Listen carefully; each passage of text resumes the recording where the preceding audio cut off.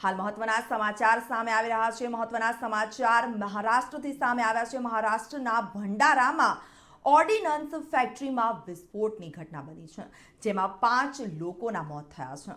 છત ધરાશાયી થવાથી 12 લોકો કાટમાળની નીચે દટાઈ જવા પામ્યા છે અને હાલ 2 લોકોને બચાવી લેવાયા છે।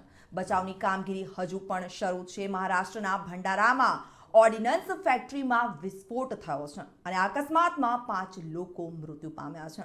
બ્લાસ્ટનું કારણ હજુ સુધી જાણી શકાયું નથી। મળતી માહિતી અનુસાર વિસ્ફોટના કારણે છત પડી ગઈ હતી અને જેને જેસીબીની મદદથી દૂર કરવામાં આવી રહી છે। તેની નીચે 12 લોકો દટાયા હોવાની આશંકા છે અને 2 લોકોને બહાર કાઢી લેવામાં આવ્યા છે।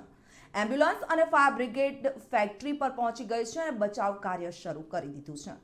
ઓર્ડિનન્સ ફેક્ટરીમાં થયેલા વિસ્ફોટનો અવાજ 4 થી 5 કિલોમીટર દૂર સુધી સંભળાયો હતો અને આકાશમાં ઉડતો ધુમાડો પણ ઘણા કિલોમીટર દૂરથી દેખાયો છે।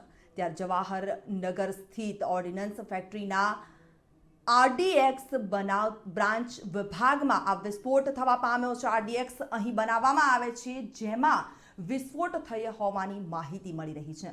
મૃત્યુઆંક વધવાની પણ આશંકા છે। ત્યારે ઇમારતમાં વિસ્ફોટ થયો હતો તે સંપૂર્ણપણે નાશ પામી જવા પામી છે।